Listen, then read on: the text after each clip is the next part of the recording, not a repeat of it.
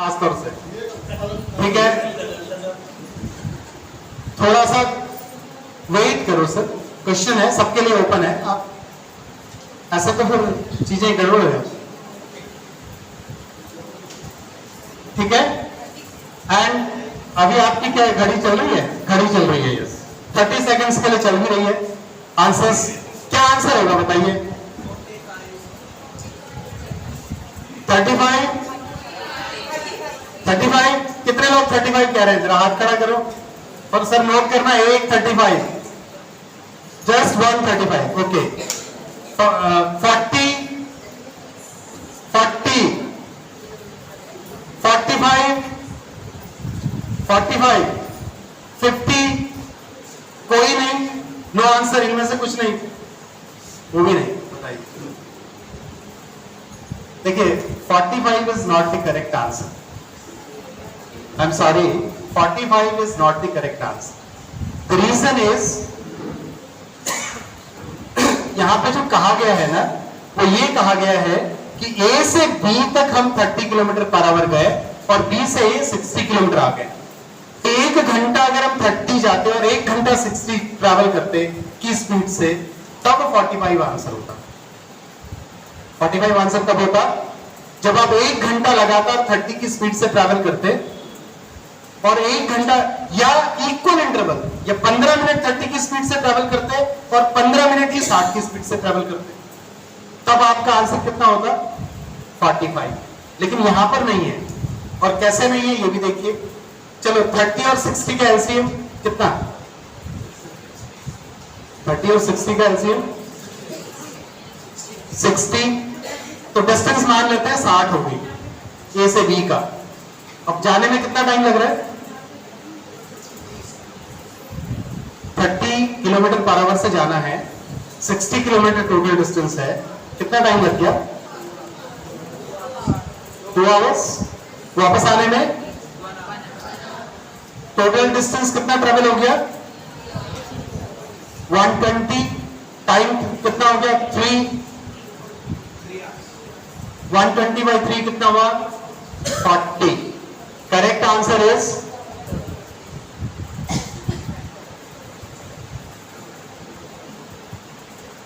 Correct answer is 40 kilometre per hour, ठीक है। तो देखिए फर्क क्या है, समटाइम्स, अभी मैं उस पर आ रहा हूं कंसेप्ट पे। एक और सवाल पे चलते हैं आगे इसी तरह से, वो भी बहुत सरल सवाल है वैसे, लेकिन जिनको आता है वो थोड़ा पेशेंस रखें, सबको पार्टिसिपेट करने दें। When is the earth closest to the sun? The options are March, June, September, December. Your clock starts now. 30 second के लिए गाड़ी चल पड़ी। कब होता है बताइए? मार्च में, मार्च में, जून में, जून, ऐसे हाथ खड़ा करो भाई, बड़ा बड़ा पता लगना चाहिए। सितंबर, सितंबर, सितंबर, दिसंबर, दिसंबर, दिसंबर। किसी के पास गूगल फॉर्म है? जरा चेक करिए, गूगल फॉर्म चेक करके बताओ जरा।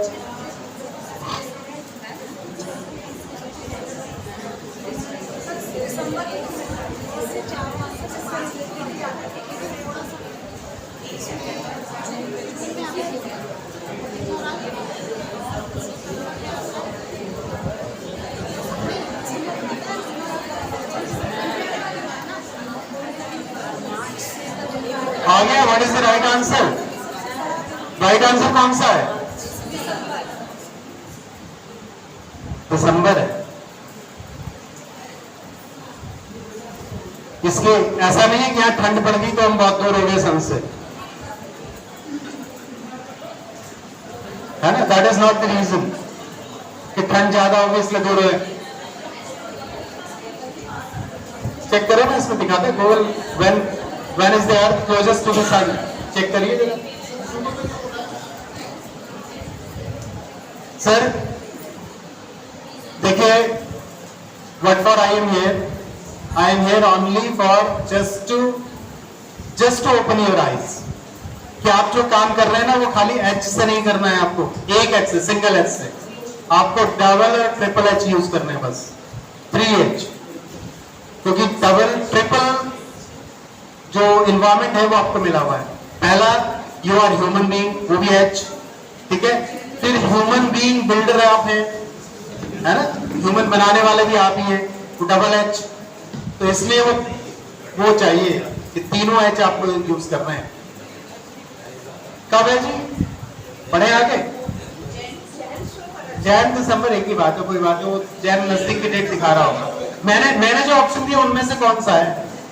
जनवरी किसके नजदीक है, मार्च के नजदीक है, दिसंबर के नजदीक? चलिए, वो कहीं एंड ऑफ द दिसंबर होता है, it can be end of the दिसंबर, 25-26 दिसंबर, बड़ा दिन या उसके नजदीक, something like that. May be 30 जनवरी भी हो सकता है, क्योंकि वहां से फिर चेंज होती है position, whatever. But the idea is, broadly speaking, हमारा जो रीजनिंग है वो रीजनिंग होता है ना, एवरेज लगा दो, 30 और 60 जोड़ दो, बाई 2 कर दो, फॉर्मूला गलत।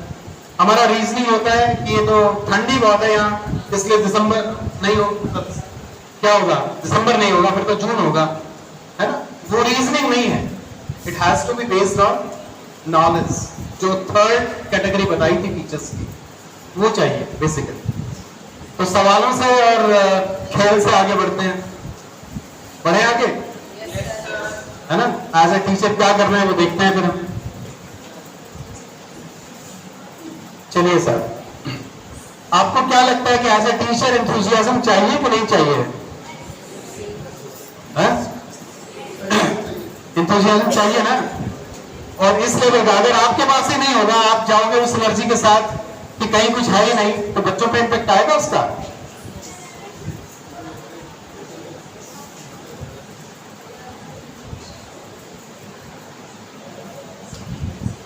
Okay, there are 3 points basically. One, we should be very clear of what we are doing with the students. Secondly, we exactly know what is in the topic और कैसे उसमें वर्कआउट करना है। And जब जैसे I am enjoying the moment you are working on the questions or the game, मुझे बहुत मजा आ रहा है ना। तो ठीक ऐसे ही आपको अपनी क्लास में एंजॉय करना है उन कंसेप्ट्स के साथ, और कैसे करना है उन पे हम आगे आ रहे हैं, अभी पॉइंट्स आ रहे हैं। तो enthusiasm is one of the very very important point. अगर आपके अंदर एनर्जी अच्छी है, पॉजिटिव वाइब्स हैं, आप क्लास में जा करके और बहुत अच्छी एनर्जी के साथ डिलीवर कर रहे हो, तो बहुत अच्छी संभावनाएं हैं कि वो लिया जाएगा। और अगर आपका ही है इरादा ऐसे कि भाई कहीं मतलब एनर्जी है नहीं, कुछ और स्टेट ऑफ माइंड है, तो फिर बच्चे भी उसमें गेन नहीं कर पाते। इसलिए this is one of the very important requirement. The next one is, हमें टारगेट सेट करने हैं स्टूडेंट्स के कि उनके लिए क्या क्या करना है। तो आपके पास ऑलरेडी एक प्लान होता है कि इस टाइम में, इस पीरियड में, इस मंथ में या ट्राई सेमेस्टर में या समथिंग लाइक दैट, कि हमारा टारगेट्स क्या है, और फिर हम उसके लिए काम करते हैं। तो एम्स एंड ऑब्जेक्टिव्स क्लैरिफाई करते हैं, एक शेड्यूल बनाते हैं जिसमें टाइम टेबल क्लियरली होता है, और उसके साथ साथ हम स्टूडेंट्स को इन्वॉल्व करते हैं रिकॉर्ड वगैरह मेंटेन करने के लिए, रखने के लिए, या खुद रखते हैं उसका कैसे करना है, या उन्होंने वो सब कब कर लिया। इसके बाद जो सबसे ज्यादा इंपॉर्टेंट चीज है वो ये है कि जब हम क्लास में डिलीवर करते हैं, यहाँ पे ध्यान देने की चीजें आ रही है आपके पास। ये इजी टू डिफिकल्ट जो मैंने लिखा है ना, ये सुनने में बहुत इजी है, लेकिन practically speaking 90% of the students और even 90% of the teacher, they spend their 90% of the time with the difficult things. थोड़ा सा मुश्किल है ये कहना। जब मैं थ्योरेटिकली बात करूंगा तो आपको लगेगा you will say no to it, you will not agree, but when you see when you analyze your class, कि आप क्लास में किस तरह से चल रहे हैं, कर रहे हैं, तब आपको लगेगा कि हाँ, easy जो points हैं उनको हम taken it granted लेते हैं। when we were students, even then, जब हम पढ़ते थे तब भी हमें लगता था, पेपर देने के बाद ये रियलाइजेशन होता था कि कुछ आसान चीजें जो हमें करके आनी चाहिए थी वो छूट गई, क्योंकि हम 100% अचीवर तो हम भी नहीं रहे ना। 100% आए थे क्या सबके? नहीं आए थे। 60, 70, 80 हर कॉम्बिनेशन था। और छोड़ा क्या था हमने? जो हम कर सकते थे, जो हमें आता था। हमने भी ऐसी गलतियां की थी कि पेपर में कम मार्क्स आते थे और जब हम इंट्रोस्पेक्ट करते थे तो क्या पाते थे कि बहुत कुछ हम कर सकते थे, वो कर सकता था, लेकिन हमने किया नहीं था, वो वाला पढ़ा नहीं था, उसको छोड़ दिया था। टेकन इट ग्रांटेड कि पेपर से 2 दिन पहले कर लेंगे, 1 दिन पहले कर लेंगे। हाँ या ना? यस। और अभी हमारे जो बच्चे हैं ना वो भी यही कर रहे हैं। हम उनके साथ भी यही कर रहे हैं कि जो आसान चीजें हैं उनको हम ये सोचते हैं उन पर हम कम टाइम स्पेंड करते हैं। जो इजी थिंग्स हैं उन पर हम कम टाइम स्पेंड करते हैं। ये एग्री सर? जो आसान चीजें हैं उन पर हम बहुत समय नहीं देते क्योंकि हमें ये लगता है कि उनको मुश्किल चीजें सीखनी और सिखानी है ना? तो हमारा फोकस कहां शिफ्ट होता है? डिफिकल्ट चीजों पे। उनको कराते हैं, उसको स्किल कराते हैं, हॉट ऑर्डर क्वेश्चंस कराते हैं, बड़े मुश्किल सवाल कराते हैं। पेपर में हम आसान आसान चीजें पूछते हैं, है ना? पेपर हम आसान बनाते हैं और कराते हैं उनको मुश्किल। जब अपनी बारी आती है तब हमें पता लगता है कि अच्छा क्या होगा। सोचिए what exactly we do and we see। देखिए इसमें जो है ना, there are 2 चीजें इंपॉर्टेंट हैं। एक तो इंट्रोडक्शन और दूसरा है KUAS। क्या इंपॉर्टेंट है? KUAS। जब आप लोग पेपर बनाते हैं ना तो आपका पेपर बनाने में क्या फोकस होता है कि एक एवरेज स्टूडेंट भी पास होना चाहिए ना? तो वो कैसे पास हो सकता है एवरेज स्टूडेंट? जब उसके लिए सिंपल क्वेश्चंस होंगे। सिंपल क्वेश्चंस क्या होते हैं? नॉलेज बेस्ड, है ना? और कितना रेशियो होता है उसका? आपकी जो गाइडलाइंस है बोर्ड की भी, एनईपी की भी, वो क्या कहती है?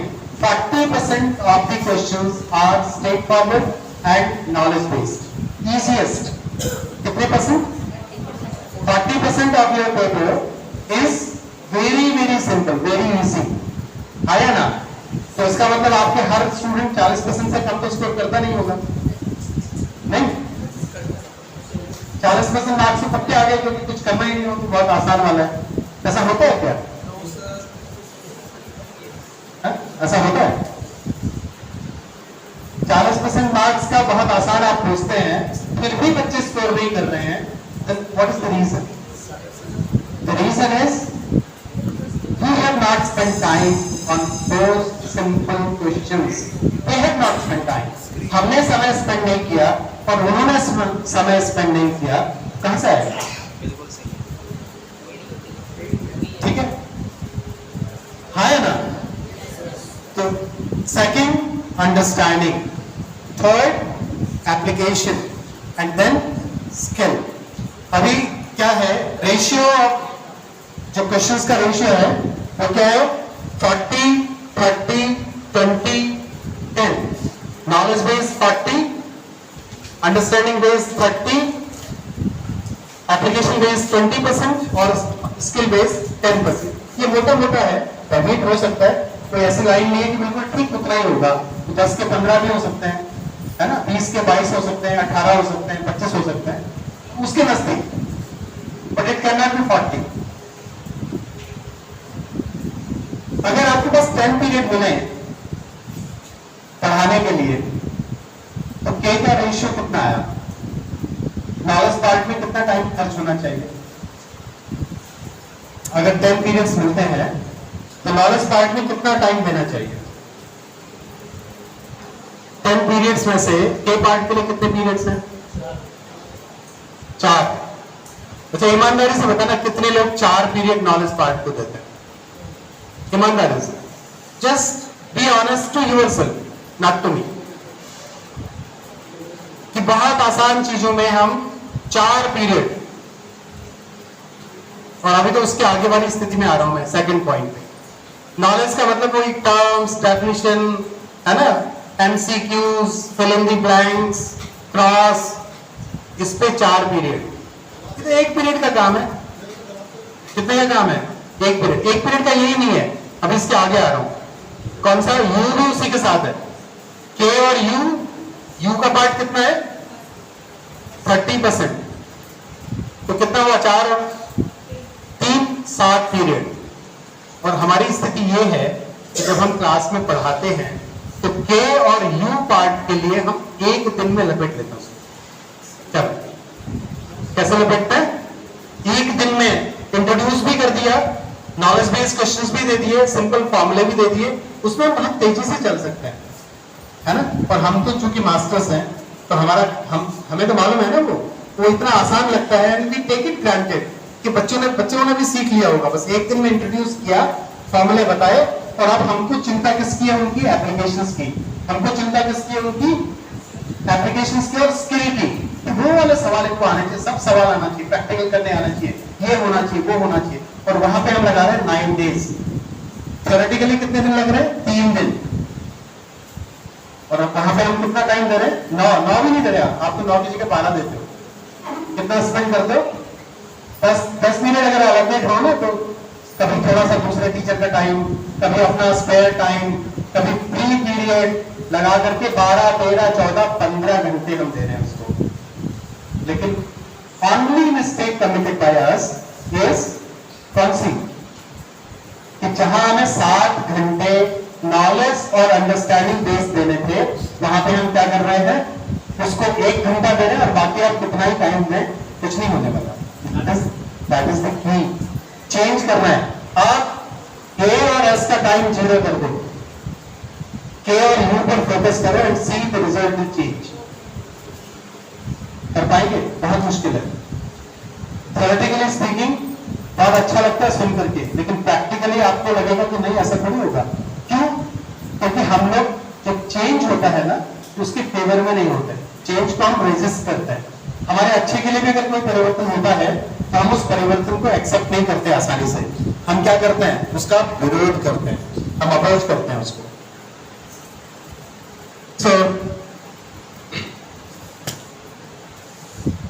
बहुत इंटरेस्टिंग और बहुत इंपॉर्टेंट पॉइंट है कि अगर आप ये अमेंडमेंट कर ले अपने टीचिंग बिहेवियर में, और स्टूडेंट्स ये अमेंडमेंट कर ले अपने लर्निंग बिहेवियर में, कि हमको नॉलेज पार्ट को पहले बहुत अच्छा करना है, टर्म सीखनी है, डेफिनेशन सीखनी है, उन पॉइंट्स को क्लियर करना है, उनको अंडरस्टैंड करना है, फिर एप्लीकेशन। आप साइकिल या ड्राइविंग स्किल्स की बात करो, अगर हमने चलाना सीखा था तो हम खाली पार्क में भी सीख सकते हैं, ठीक है। 1-2 व्हीकल्स जहां आते हैं वहां भी सीख सकते हैं, और आपकी 60 फीट रोड जैसी रोड पे, या ट्याली हार्डवेयर की रोड पे, या हाईवे पे, वहां भी सीख सकते हैं, है ना। ये लेवल खाली ग्राउंड लेवल है, के लेवल। ये 60 फीट रोड लेवल है, यू लेवल। और उधर वाला जो हार्डवेयर एंड दूसरी रोड लेवल है वो है ए लेवल, और जो मथुरा रोड है वो है एस लेवल, राइट? ठीक है।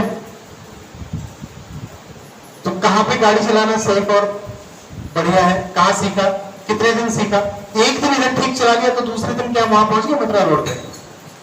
मथुरा रोड में जाने के लिए तो सालों लगते हैं, लगते कि नहीं लगते? लेकिन हम अपने स्टूडेंट्स को तीसरे दिन मथुरा रोड पहुंचाते हैं।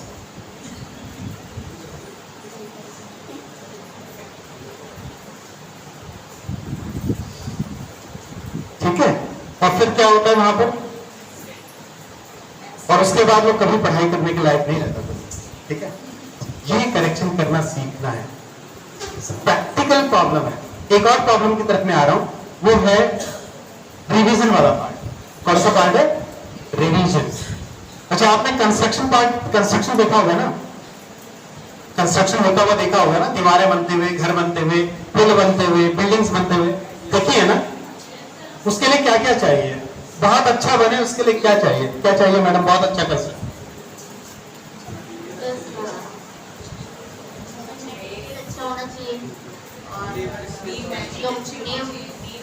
मटेरियल अच्छा होना चाहिए, बनाने वाले अच्छे होने चाहिए, इंजीनियर अच्छा होना चाहिए, सुपर, मतलब सब कुछ अच्छा होना चाहिए, है ना। और अच्छे ढंग से बनना है, बेस भी अच्छा होना चाहिए। अब आपने सब अच्छा इंश्योर कर दिया, बनाने वाले भी अच्छे, इंजीनियर भी अच्छे, एक छोटा सा पॉइंट वीक रह गया, और वो पॉइंट वीक ये रह गया कि कोई एक साहब आए, उन्होंने कहा ठीक है पहले बनाते चले जाओ, और पानी जो है ना 15 दिन के बाद स्टार्ट करेंगे डालना, अभी नहीं डालना है, पहले ये इधर की दीवार बनाओ, ये बनाओ, ये बनाओ, ये बना लो, 15 दिन बाद पानी डालेंगे।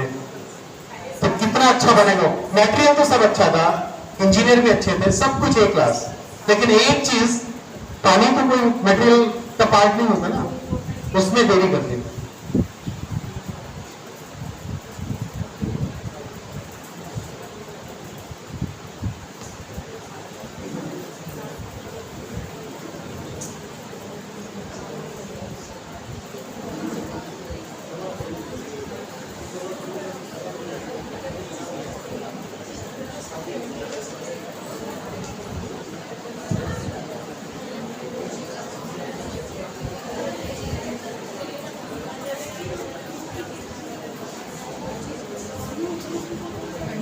यस,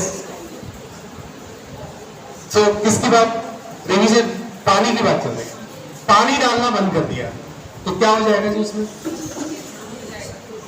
क्या हो जाएगा मैडम, सुनीता मैडम, क्या होगा? वाटर नहीं डाला, सब कुछ अच्छा था, सीमेंट भी बिल्कुल A1 क्लास, बेस्ट, हैंड्स अच्छे थे, इंजीनियर, ड्राइंग, सब कुछ अच्छा, फिर पीछे वाला रिलीज डिस्ट्रॉय हो जाएगा, खराब हो जाएगा, नहीं खराब हो जाएगा, नहीं होगा, ठीक है ना? ये जो क्योरिंग है, एक फंडा है उसका, आपने जितना बनाया उतने पार्ट की क्योरिंग, उतने पार्ट की वाटरिंग वहां जरूरी। आप ऐसा भी नहीं कि 10 दिन के बाद आप खूब कर देंगे तो कुछ फर्क पड़ेगा, टाइम के साथ, it goes with time, it goes with time. ऐसा भी नहीं है कि 10 दिन के बाद आप उसको दबा के रख दो, आप रिपेयर नहीं कर सकते, वो तो रीबिल्ड करना पड़ेगा। क्या करना पड़ेगा, है ना? हमारे साथ यही हो रहा है, हम रीबिल्ड कर रहे हैं, रिवीजन नहीं करा रहे हैं।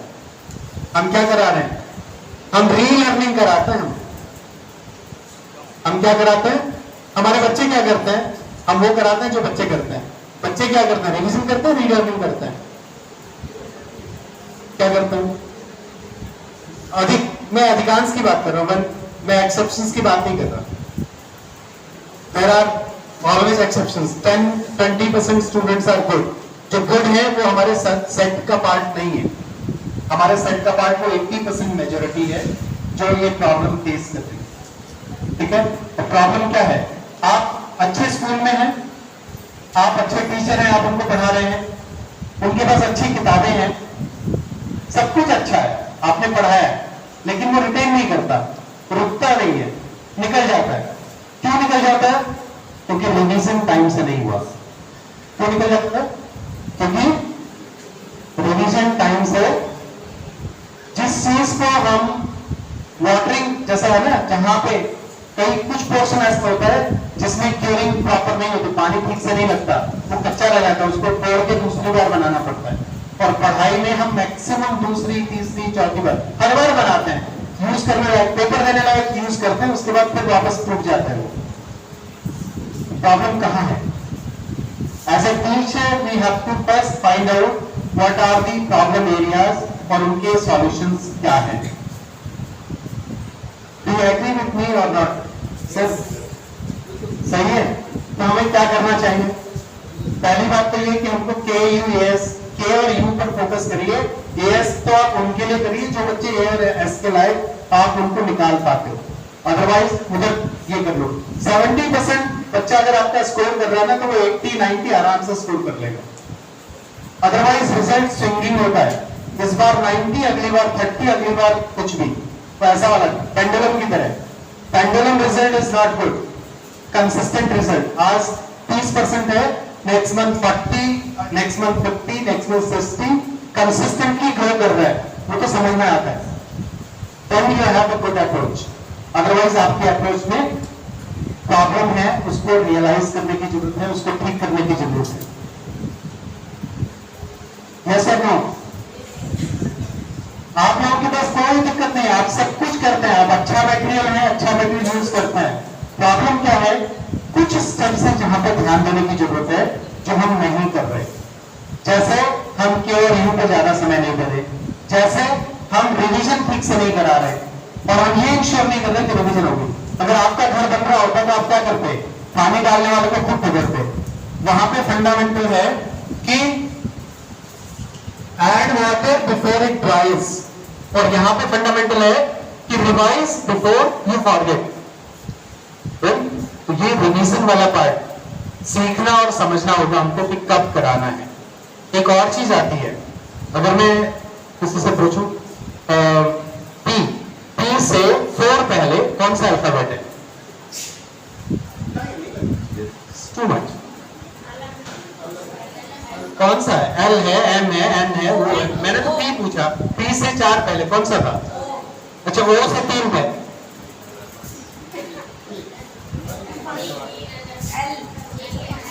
अगर मैं नंबर्स में दूं ना, मैं थाउजेंड्स लिखूं, मिलियंस लिखूं, करोड़ लिखूं और वहां पूछूं ना आपका, तो आपका ऐसा करके आ जाएगा मिलियंस में भी। लेकिन 26 अल्फाबेट में आपका नहीं आ सकता। And you can see the difference. Difference is the approach. Number system is very clear, इसलिए वो मिलियंस में हो या बिलियंस में हो या ट्रिलियंस में हो, वी आर कंफर्टेबल। कितना ही मूव करना हम कर जाएंगे, और यहाँ 26 में मूव नहीं कर सकते। तो where is the difference? Yeah, what is the learning from them? आपका नंबर सिस्टम में 1 to 100 करा, वो प्राइमरी क्लासेस वाले होंगे। 100 to 1 क्यों कराते हो भाई? रिवर्स क्यों कराते हो? छोटा बड़ा क्यों कराते हो? इससे आगे इससे पीछे क्यों कराते हो? Just to have the command. किस लिए कराते हैं? टेबल्स 1.5, 1.25, 2.5, 3, squares, roots, cubes, है ना? And so on and so forth.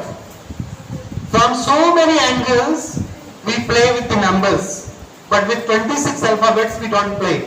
और इसलिए हम 3, 4, 5 आगे पीछे भी कहेंगे ना, तो सब करना पड़ेगा, तभी पता लगेगा। नंबर्स में नहीं करना पड़ेगा, लिखने पड़ेंगे क्या मिलियन तक, तब बताओगे कि उसके बाद 100 कहाँ आएगा। Yes? Are you getting me? समझ में आ रही है ना बात? What was the difference? Difference is जो मैथ्स में हमने स्ट्रेटजी यूज की, A to Z, Z to A, 1 to 100, 100 to 1, reverse counting, forward, smaller, bigger, है ना, छोटा बड़ा, ये वो चीजें कंसेप्ट के साथ लगेंगे तो it will become that easy as we want, but we have to see it from all the angles. Text को, इसलिए मैंने कहा कि आप पहले एक डेफिनेशन लिखो, उसमें कुछ कीवर्ड्स मिस करिए, फिल इन द ब्लैंक्स में बताइए, ठीक है? फिर उनको अलग अलग टर्म्स का अलग अलग लगा दीजिए, क्रॉस चेक कराइए, एमसीक्यूज में दीजिए, के और यू पर फोकस कीजिए।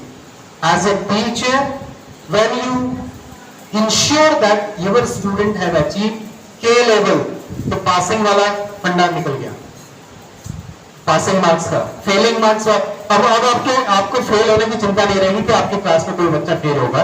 क्यों? क्योंकि उसका K लेवल क्लियर हो गया। द मोमेंट उसका अंडरस्टैंडिंग क्लियर होता है तो फर्स्ट डिवीजन यानी 60 प्लस वाला हो गया वो। और उसके बाद जब ये आएगा ना, तो आपको एप्लीकेशन और स्किल पे आपको मेहनत नहीं करनी पड़ेगी, स्टूडेंट मेहनत करेगा। He will work on it, you will not work on it. आपको वर्क करना है, किस पर वर्क करना है? K और U पर करना है, और K और U पर उसी प्रोपोर्शन में करना है जिस प्रोपोर्शन में उनकी परसेंटेज हम पेपर में सेट करते हैं। Be difficult, but be the first to change yourself. जो चेंज हम स्टूडेंट में चाहते हैं, वो चेंज हम खुद से करें, अपने से करें, और फिर हम देखें कि कितना चेंज होता है। अच्छा, बातें बहुत अच्छी लगती है, 2 कान है ना हमारे, हमने करना क्या है वैसे? प्रैक्टिकली स्पीकिंग, इधर से सुन के और इधर से निकालना। ये सिर्फ आज के लिए है। अरे हमें तो सब पता था, सर ने क्या अलग से बता दिया हमको, ये तो हमें मालूम ही था, नहीं थोड़ी पता था, है ना? This is what the comment after the workshop, but still I have the determination to do it again and again in this school and the other school, because I have done this for last 4 decades or even more. तो इसलिए मुझे ये करना है। और मैंने ये भी देखा, मैं I was a tutor for some time, और मेरे पास बहुत अलग अलग स्कूल्स के अलग अलग क्लासेस के नंबर ऑफ स्टूडेंट्स पढ़ते थे, इतने पढ़ते थे कि मेरे पास एकोमोडेट करने के लिए जगह नहीं थी। और मेरा एक स्टूडेंट्स एक ग्रुप के साथ टाइम देने का था हाफ एन आवर। मैं आधा घंटा उनको इंग्लिश से करता था और उसके बाद आधे घंटे के बाद उनको दूसरे रन में सब कर देता था, जाओ आप तुम लोग प्रैक्टिस करो उसकी, जो मैंने कर दिया। दूसरा स्टूडेंट आधे घंटे में, दूसरा बैच मेरे पास, उनको किया आधे घंटे में, तब तक उनका होमवर्क पूरा हो गया, उनके 10 मिनट में उनका होमवर्क चेक किया, उनको विदा किया, और फिर दूसरा, and so on. An number of groups per day, जितना कैपेसिटी थी उतनी। लेकिन किसी भी बच्चे को तीसरे महीने से चौथे महीने अपने पास कंटिन्यू नहीं किया, not even 4th month। 3 months go with the tricks and techniques, not with the few chapters। हम पढ़ने के तरीकों के बारे में बात करते थे, केवल कुछ चैप्टर्स याद नहीं कराते थे, पढ़ाते नहीं थे। कैसे पढ़ना है, क्या करना है, वहां से स्टार्ट किया था। और मेरे पास कुछ टैग लगे हुए स्टूडेंट आए, टैग जिनको स्कूल ने, सोसाइटी ने, पेरेंट्स ने टैग लगाया, ये बच्चा कुछ नहीं कर सकता। मैंने कहा जो कुछ नहीं कर सकता मेरे पास आता। और वो रिवर्स किया उसका ऑर्डर। कहां चला गया वो बच्चा? फर्स्ट 10 में, फर्स्ट 5 में, फर्स्ट 3 में, और इवन फर्स्ट क्लास में सबसे लास्ट। और विद इन 2 months जब टेस्ट होता है तो रिजल्ट चेंज। टीचर एकदम पहली बार जब मार्क्स दिए 0-0, दूसरी तीसरी बार 0 आ गया, बेटा खूब अंडे कमा रहा है आजकल, जाके आमलेट बना के खा लेना। That was remark of one of the teacher to one of the student, which accidentally came to me। और जब वो मेरे पास आया तो उसने कहा सर मुझे कुछ करना है, अब आमलेट बहुत खा लिया, मैंने नहीं खाना है। मैंने कहा अगर तुमने आज सोच लिया नहीं खाने तो ये स्थिति बहुत जल्दी बदल जाएगी।